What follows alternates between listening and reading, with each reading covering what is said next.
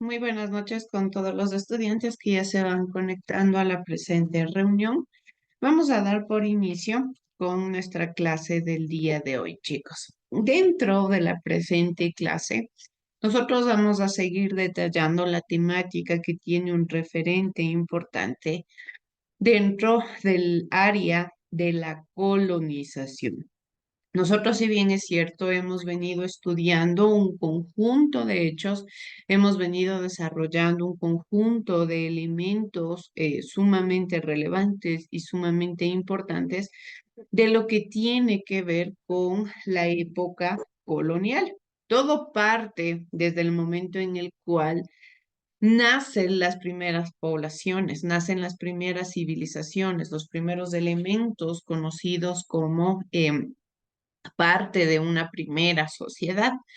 Yo siempre les digo que no podemos olvidar que las sociedades y culturas que habitaron nuestra población antes de la llegada de los colonizadores fueron sociedades sumamente avanzadas, sociedades sumamente desarrolladas, sociedades que lograron tener un gran avance dentro de lo que es el conocimiento, dentro de lo que es la astronomía, la medicina. Todos estos conocimientos les permitieron a estas sociedades posicionarse dentro del conocimiento, dentro del desarrollo común que se tiene en los aspectos cotidianos, en los desarrollos sociales, en los enfoques como tal que tiene la sociedad. Lógicamente, estas sociedades tenían un cierto tipo de avance, tenían un cierto tipo de desarrollo, que se vio afectado con la llegada de la colonización. Sí, la llegada de los españoles, la llegada de los colonizadores no fue un elemento positivo para los pobladores precolombinos. La llegada de los colonizadores se convirtió específicamente en un suceso de transformación, en un suceso de cambio para lo que se conocía como realidad, para lo que nosotros teníamos como entendimiento, para lo que directamente se tenía como un referente de cultura, para lo que se tenía como un referente de tradiciones, un referente de conocimientos. ¿Por qué? Porque lógicamente nosotros es como que estuviéramos adaptados directamente a algo y que de la noche a la mañana alguien llegue a transformar este conocimiento, llegue a transformar este estilo de vida. Prácticamente nos vamos a ver afectados. De cierta manera, nosotros vamos a tener cierto tipo de cambio o transformación un poco abrupta. Por eso es a que la llegada de los colonizadores nosotros le conocemos como un choque cultural. ¿Por qué es un choque cultural? Porque lógicamente sabemos que la palabra choque se refiere al, a la mezcla o a la unión brusca, a una unión violenta, específicamente en este caso, entre dos sociedades. Una cosa es que yo me junte con alguien o que yo comparta conocimientos, comparta tradiciones con otra persona, pero que lo haga de una manera voluntaria. En el caso de la colonización, prácticamente esta unión, este choque cultural fue de una manera abrupta, fue de una manera mucho más brusca, fue de una manera violenta, impositiva. Dentro de estas imposiciones, nosotros ya habíamos visto que tuvo que ver muchos aspectos de la sociedad, tanto el ámbito político, el ámbito social, el ámbito cultural, el ámbito artístico. Y de una forma bastante relevante y bastante importante, tuvo que ver también la referencia de la religión. La religión tuvo el papel más protagónico, el papel más relevante dentro de la época de la colonización. ¿Por qué? Porque se consolidó como ser un referente de imposición de leyes, normativas y estilos de vida Esa bola. que existían dentro del entorno, que existían dentro de nuestra cotidianeidad. Sí, entonces, dentro de esta cultura, nosotros tenemos lo que estábamos iniciando a estudiar la clase pasada, que es el arte. El arte principalmente se consolidó como uno de los referentes más grandes. A esto le conocíamos como el famoso sincretismo religioso. ¿Qué quería decir el sincretismo religioso? Directamente que se refiere a la unión. El sincretismo se refiere a buscar un elemento en común, un factor lo más parecido posible entre dos temáticas, entre dos sociedades o entre dos fundamentos o teorías que son totalmente diferentes, entre dos teorías que tienen mucho de diferencia entre sí. A eso se le considera un sincretismo y en este caso se le consolidó como un sincretismo religioso esta palabra, esta frase como tal, no nos podemos olvidar. ¿A qué se refirió sincretismo religioso? A que ya el mestizaje, las sociedades, los indígenas buscaron encontrar un punto medio entre la religión de la colonización y entre la religión de los españoles y la religión de los indígenas, perdón, la religión precolombina.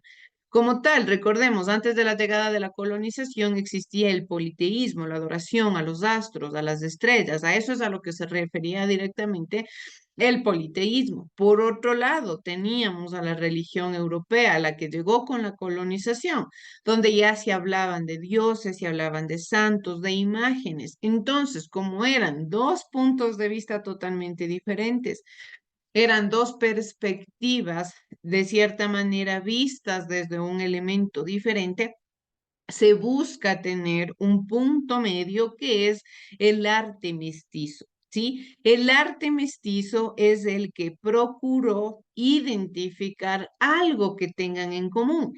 Y si es que en algún momento no existía algo en común, pues no tuvieron otra opción que crearlo de cierta manera. Como tal, el arte que nosotros tenemos, la religión que se promulga, por ejemplo, en nuestra cotidianeidad, es producto de un sincretismo, es producto de la unión que tienen dos temáticas, que tienen dos teorías y que se buscó sacar una intermedia que no tenga ni que ver con culturas precolombinas y que tampoco tenga que ver con culturas netamente europeas, ¿sí? Sino que algo les identifique.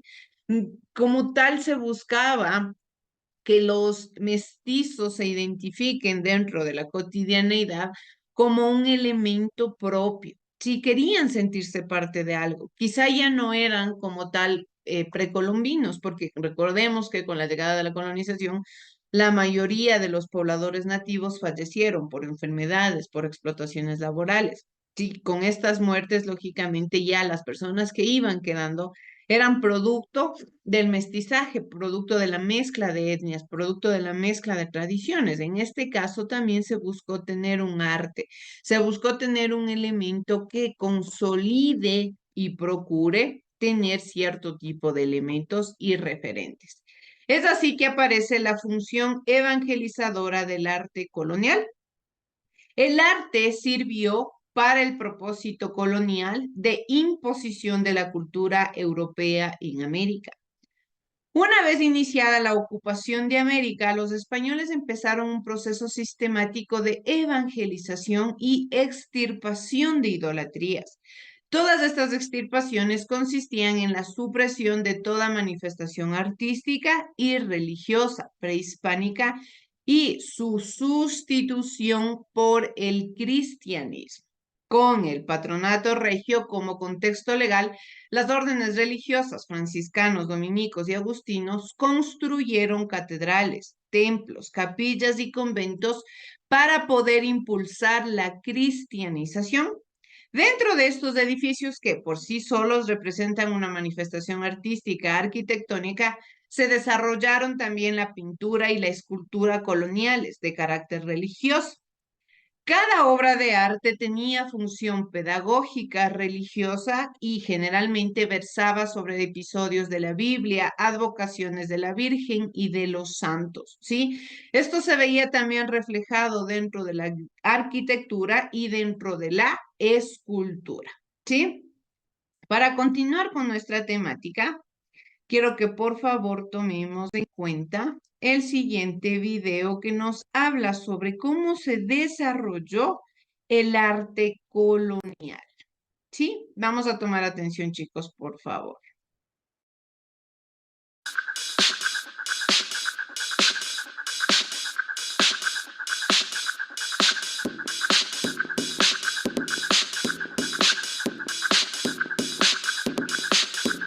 El arte colonial. El periodo colonial o de la Nueva España es conocido también como el periodo novohispano, en el que se dio un encuentro y choque o intercambio cultural en un contexto de colonización propio del siglo XVI. En este contexto, el intercambio fue muy variado, duró casi 3 siglos completos. En el proceso se dio el mestizaje y el sincretismo de las culturas, influenciadas a su vez por su propio proceso histórico. El encuentro dejó la formación de una nueva cultura, la cultura novohispana, con bases europeas, mesoamericanas, africanas, asiáticas, entre otras. Un gran intercambio cultural. Una de las principales formas de expresión cultural en este contexto se dio en el arte barroco, desarrollado en todos los campos del arte, teniendo como base los principios originarios del estilo creado en Europa como respuesta a la reforma protestante que se desarrolló a partir del Concilio de Trento. Un estilo esencialmente religioso, con efectismo, dinamismo, movimiento, exceso de adornos, con la intención de fortalecer el culto católico y luchar contra las ideas protestantes que se habían originado en Europa. En la Nueva España, el estilo se dio para difundir la fe cristiana y para la construcción de la ciudad. Con un fondo oscuro tenebrista, el exceso de adornos y curvas en los retablos religiosos, las pinturas con temas religiosos y evangelizadores, adornaron las catedrales novohispanas, que combinaban con las columnas salomónicas y con algunos elementos también clásicos. También en la arquitectura se destacó la policromía del color exterior. El uso de la cantera y el tezontle daban una idea de movimiento. Las imágenes eran con temas religiosos y con el propósito de evangelizar. Algunos ejemplos fueron en la Catedral de la Ciudad de México y prácticamente en todos los estados de la República se construyeron catedrales con el estilo barroco. Un estilo muy cargado se vio en el churrigueresco, llamado así por los hermanos Churriguera, destacando por las columnas y adornos excesivos. Otro ejemplo fue el plateresco, que tenía algunos elementos más góticos y moriscos. Con un rigor más geométrico se encontraba el herreriano, como por ejemplo en la Catedral de Puebla.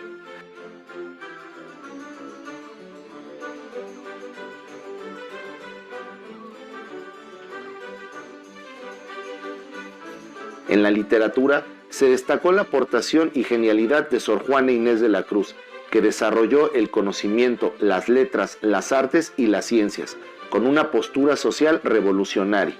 Por otra parte, el arte neoclásico completó la imagen del estilo colonial con la llegada de Manuel Tolsá, principal exponente de dicho estilo, con el emblemático Palacio de Minería, que es considerado una de las obras maestras del neoclásico en toda América Latina.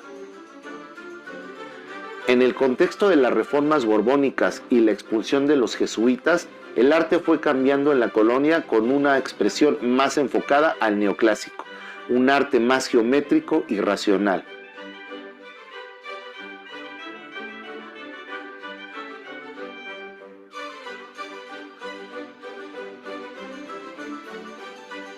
El arte novohispano es un patrimonio cultural de la humanidad y forma parte de los orígenes y el sincretismo nacional, y resulta necesario conocerlo para comprender el contexto histórico nacional de la etapa colonial.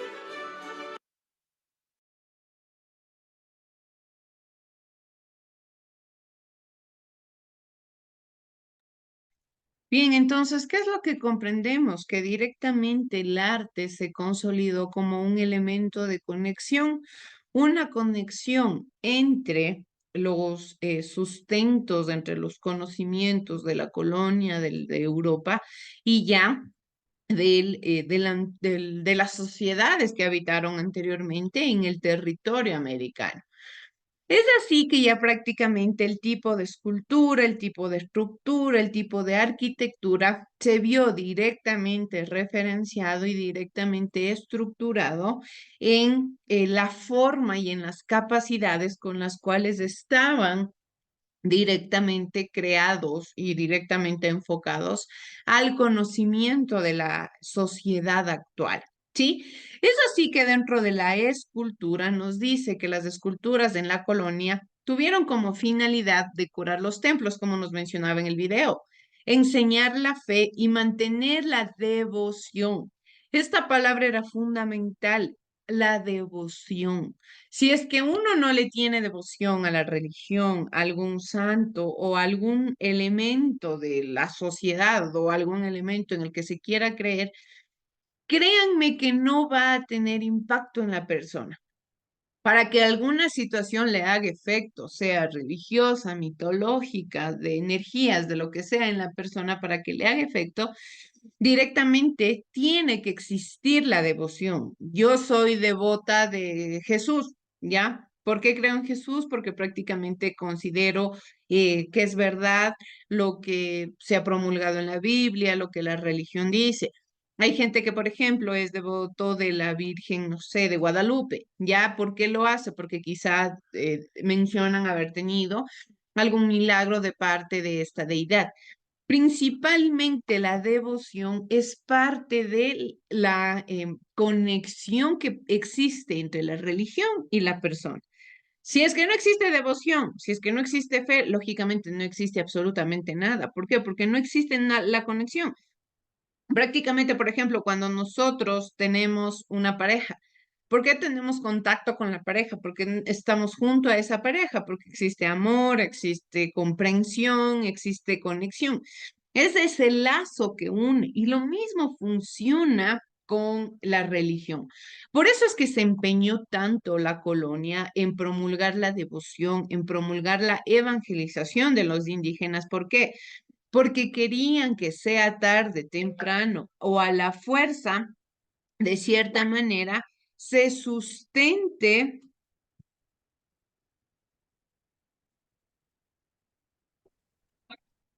de cierta forma el tipo de entendimiento que podía llegar a tener los indígenas sobre la religión, ¿sí? Entonces es así que lógicamente ya la devoción se consolidó, la fe. Querían impulsar a que ya los indígenas crean 100%, no por imposición, no por obligación, sino que ya empiecen a creer por devoción, por fe. Porque si empezaban a creer de esta manera, lógicamente ya iban a tener mucha más sumisión ante la religión. Otro de los elementos también sumamente importantes que promovieron esta adaptación, que promovieron esta conexión entre las imágenes, entre la religión y los indígenas fue el realismo que tuvieron las esculturas, ¿sí? Principalmente nos dice que mientras en España había una tendencia hacia la monocromía, en América las esculturas eran ricas en colores. ¿Qué quiere decir monocromía? Lógicamente que se caracterizaban por tener un solo color. Por ejemplo, nosotros hemos visto muchas esculturas. Ya estas esculturas son generalmente hechas en un color más o menos gris. Es un solo color. A eso se referían los colores monocromáticos. Pero en este caso, dentro del realismo que quisieron darle ya en la escultura de la época de mestiza ya, se quiso introducir ya mucho más colores, una paleta de colores mucho más amplia. ¿Por qué? Porque esto introducía realismo, esto provocaba que la gente sienta que las esculturas eran más reales. Esto solía incluir materiales brillantes que lograron efectos realistas para proporcionar a los creyentes una experiencia más cercana a la imagen sagrada. ¿Cuáles eran estos elementos? Pues simplemente se hacían las esculturas con ojos de vidrio, aureolas de metal, lágrimas de cristal. También esto se lo hacía con el fin de incrementar la piedad y la devoción. De igual forma se exaltaban rasgos anatómicos, tales como heridas y laceraciones. Esto de heridas y laceraciones fueron especialmente creadas para las imágenes de la pasión de Cristo. Cuando nosotros hablamos de la pasión de Cristo, hablamos de todo el Via Crucis que tuvo que pasar Jesús al momento de ser crucificado, ¿sí? Todo este camino que fue donde Jesús fue con la cruz y todos estos sucesos que se relatan en la Biblia, que prácticamente quiere la religión que sintamos como este dolor de cierta manera que promulgó Jesús en este transcurso, en este tiempo que tuvo que vivir este cierto tipo de tormentas. ¿Y cómo lo hacen? Pues de cierta manera creando heridas. La mayoría de las esculturas que ustedes pueden ver, por ejemplo, de Cristo crucificado, demuestran heridas, muestran laceraciones, muestran sangrados. ¿Por qué? Porque quieren demostrar lo más realista posible lo que tuvo que vivir Jesús al momento de su crucifixión. Cuando nosotros, por ejemplo, vemos una imagen triste, vemos un cuadro triste, nos causa tristeza. Cuando vemos una imagen divertida, llena de colores, nos causa alegría, nos causa entusiasmo. Cuando nosotros leemos quizá una frase motivadora, nos causa entusiasmo. Cuando leemos una frase quizá nostálgica, nos causa nostalgia. Lo mismo sucede con la música. La música divertida nos causa ánimo, nos hace sentir alegres. La música triste provoca de igual forma sentimientos de tristeza, sentimientos de debilidad, sentimientos negativos. ¿Por qué? Porque a eso se refiere el arte.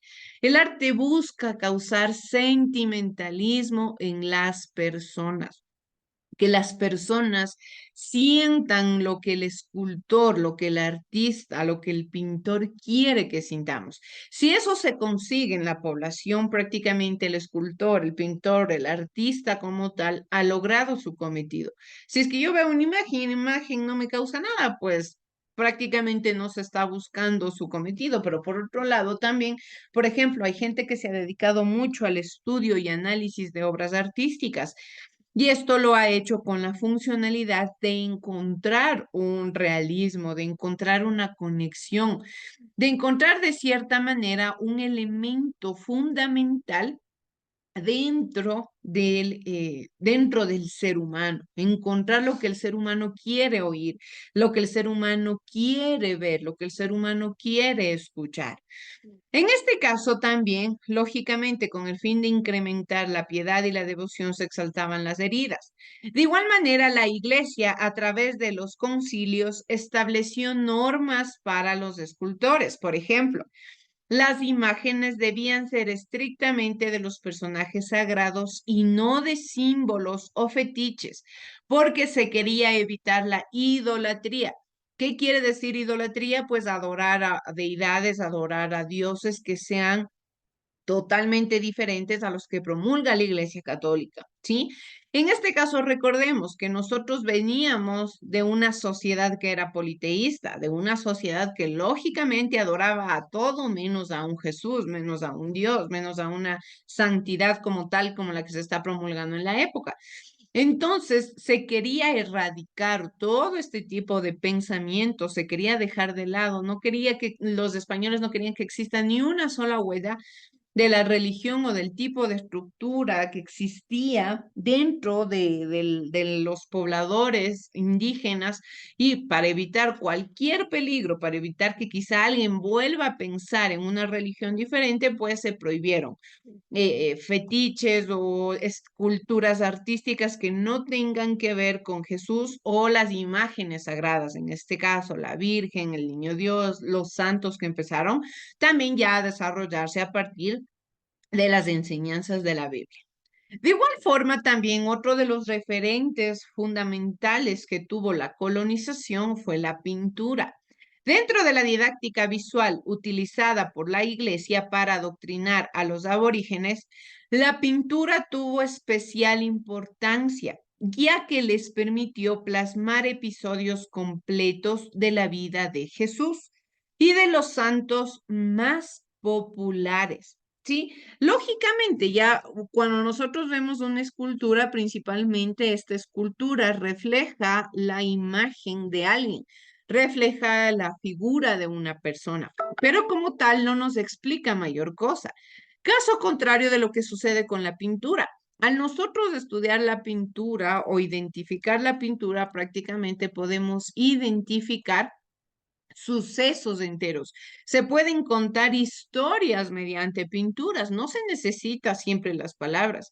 Tranquilamente se pueden contar hechos, se pueden contar milagros, que principalmente es lo que se buscaba dentro de la iglesia, se podían contar a través de la pintura. De igual manera, las pinturas de caballete fueron utilizadas por los conquistadores como protección espiritual y también por los misioneros para presidir las ceremonias litúrgicas, es decir, lógicamente en las misas, eso es lo que se buscaba, que dentro de la iglesia las imágenes incentiven, que las pinturas promuevan el conocimiento que tenía la Biblia, promuevan la ideología de la devoción, promuevan la sumisión a Dios. Todo, absolutamente el arte dentro de la época colonial se enfocó y se caracterizó por ser netamente religioso. Todo el arte, cuando ustedes escuchen hablar del arte colonial, van a ver que la mayoría, un 98% de las obras artísticas en pintura, esculturas, estructuras, están enfocadas en el sustento católico. ¿Por qué? Porque era el elemento principal, la religión predominaba. La religión tenía la capacidad de dominar a los estamentos, de dominar a la sociedad. Lógicamente, como lo hicieron desde un inicio mediante el miedo. Después ya no fue por el miedo. En nuestra actualidad, las personas que creen en un Dios ya no lo hacen por miedo, sino por ya una cultura, por una tradición, por una creencia propia, por una convicción propia. Pero no porque alguien me diga que si yo no creo en Dios me voy a ir al infierno o voy a tener una mala vida en la tierra. No, ya lo hacemos por una devoción, así como también la gente que no lo cree. Es porque no tiene la convicción de hacerlo.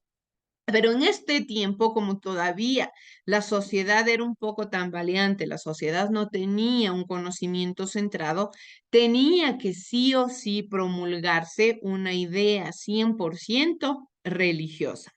De igual manera, las primeras pinturas procedentes de Europa sirvieron como modelos formales e iconográficos para los artistas de los talleres fundados en América por las órdenes religiosas. También no es que de la noche a la mañana existieron artistas y personas que quisieron crear como tal una escultura o una pintura, no, principalmente las iglesias fueron las que crearon espacios donde recolectaron, reclutaron escultores, artistas, ¿para qué? Para poder pintar y para poder contar la historia de la Biblia. En este caso también los principales referentes, ejemplos que tenían estos artistas eran en base a las pinturas europeas, en base a las pinturas que venían ya con una cultura y estructura diferente. ¿Qué es lo que se hizo? Pues netamente adaptarla a la realidad que se estaba viviendo en la actualidad dentro de América.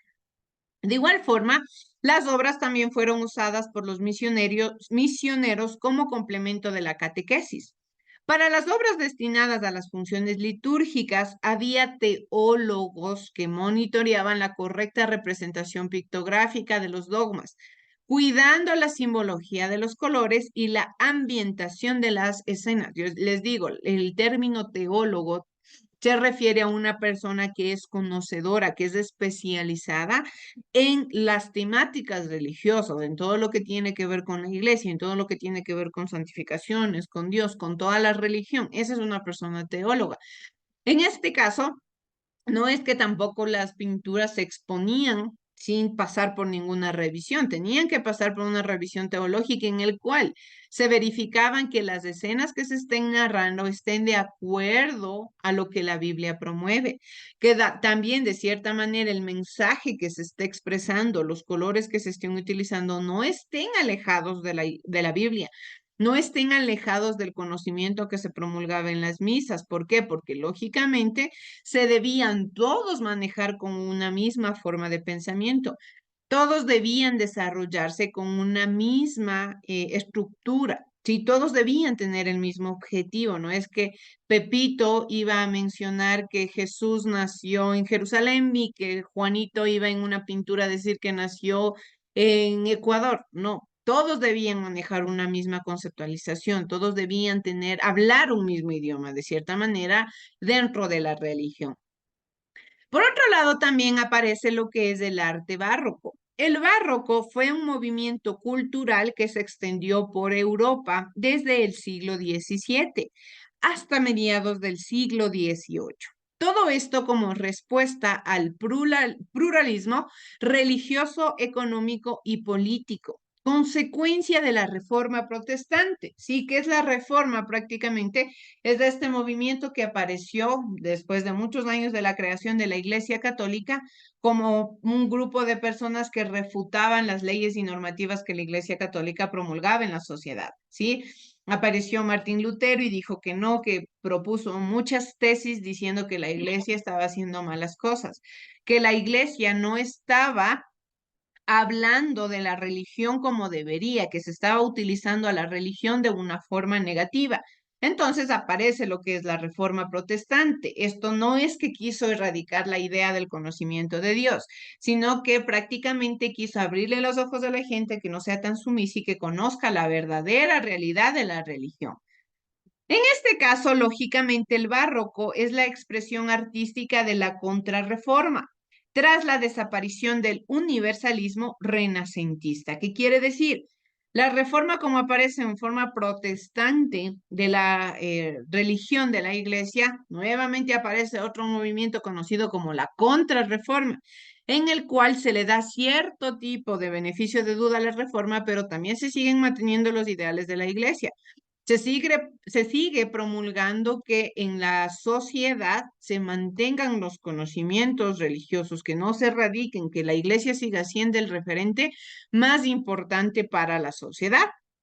En este caso también, de cierta manera, se consolida como un movimiento de raigambre católico romano.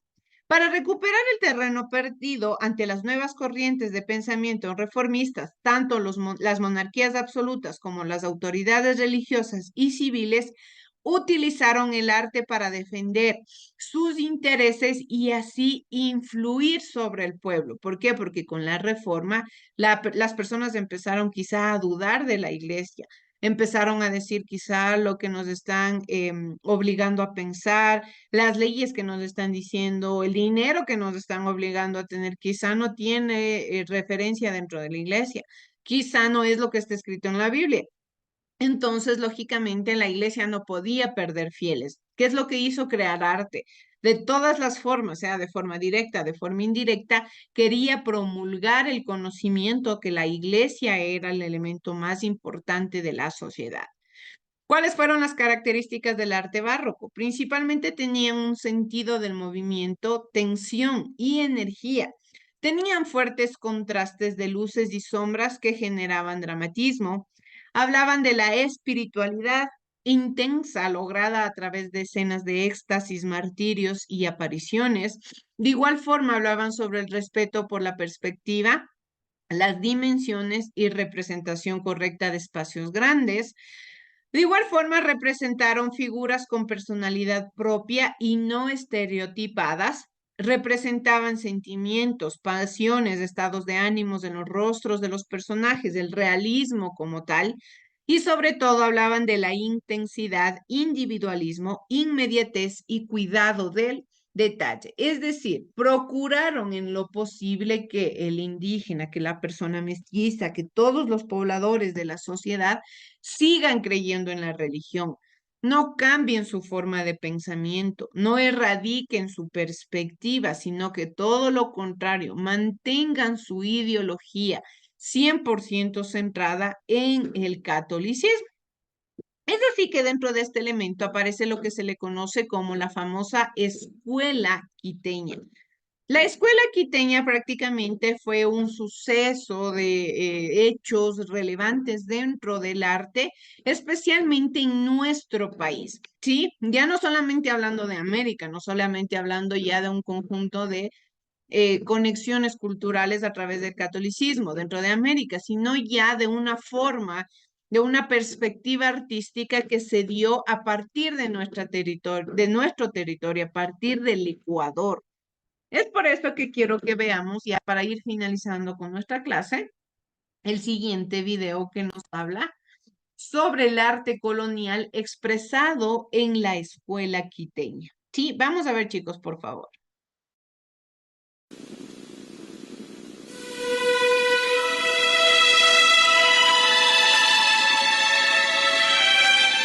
Museo de Arte Colonial. La pacífica vida de las naciones indígenas que habitaron nuestras tierras hasta la llegada de los españoles en 1492 se transformó en una trágica aventura de colonialismo, explotación y genocidio motivados en la desmedida voracidad de riquezas de los conquistadores hispanos. Con la llegada de Fray Jodoco Rique, los claustros de los conventos y comunidades religiosas se abrieron al mestizaje con la instalación de la llamada Escuela Quiteña, que dedicó a sus mejores hombres a pintar y esculpir temas religiosos. Gran parte del legado de la Escuela Quiteña se encuentra hoy en día en el Museo de Arte Colonial, en las calles Cuenca y Mejía, en Quito, donde podemos encontrarnos con las inmortales obras de nuestros indígenas y mestizos que dedicaron sus mejores años y sus vidas enteras al arte colonial. Siglo XVI. Las bellas artes quiteñas comenzaron a gestarse en el siglo XVI con la influencia de las órdenes religiosas como los jesuitas, franciscanos y otras, quienes instalaron escuelas de artes con patrones extranjeros. Posteriormente llegaron grabados de vertientes europeas como la flamenca e italiana, ricas en claros oscuros, prodigalidad en el dibujo, la policromía y el encarne. Así podemos ver cómo en el siglo XVI el arte se transformó en un medio de expresión de la religión católica que utilizó sus obras para evangelizar. Observemos sus primeros pasos. El Cristo atado a la columna de Andrés Sánchez, un óleo y temple sobre madera estofada. Santa Lucía, de autor anónimo, un alto relieve en madera esgrafiada y policromía. San Lorenzo, de autor anónimo, un óleo sobre madera estofada. Calvario, pintura de autor anónimo, un óleo sobre madera estofada. San Agustín, de autor anónimo, un alto relieve en madera, policromía y dorado en pan de oro. También podemos encontrar obras como San José y el Niño, un óleo de autor anónimo. Mater Dolorosa, un óleo sobre tela, también de autor anónimo. San Guillermo, una talla en madera, y el Concilio de Trento, un pergamino de las postrimerías del siglo XVI. Siglo XVII. Con la llegada del siglo XVII, la calidad de las pinturas y esculturas mejora. Surgen mejores artistas como Miguel de Santiago, con obras más expresivas, de mayor luminosidad y una policromía más viva y encendida. En obras de arte de madera surgen los vargueños, trabajos en madera taraseada, con incrustaciones de marfil y pan de oro, en la delineación de sus temas naturales como flores, frutas y el dibujo anatómico de santos y deidades. Así, por ejemplo, esta pintura, San Vicente Ferrer, cuyo autor es Nicolás Javier Goríbar, alumno de Miguel de Santiago, demuestra la maestría en el manejo del óleo, el lienzo y el pincel. En esta escultura, cuyo título es Cristo, del artista quiteño José Olmos, mejor conocido como Pampite, se nota un gran avance y maestría en el logro de la escultura policromada del siglo XVII. En aquella época se comenzó a utilizar en las esculturas la máscara de plomo y los ojos de vidrio, con capas de estuco o yeso bien pulido, como lo demuestran las perfectas facciones de la obra San Pedro de Alcántara, del autor Padre Carlos, maestro de Pampite. Bien, chicos, entonces podemos ver cómo también tuvo influencia el tipo de arte dentro de nuestro país, en lo que conocemos como cultura, en lo que conocemos como conocimiento de nuestra actualidad, de nuestro residuo cultural, de lo que hoy somos, de cómo nos desenvolvemos y también de cómo nos desarrollamos. Bien, chicos, muchas gracias por asistir a la clase.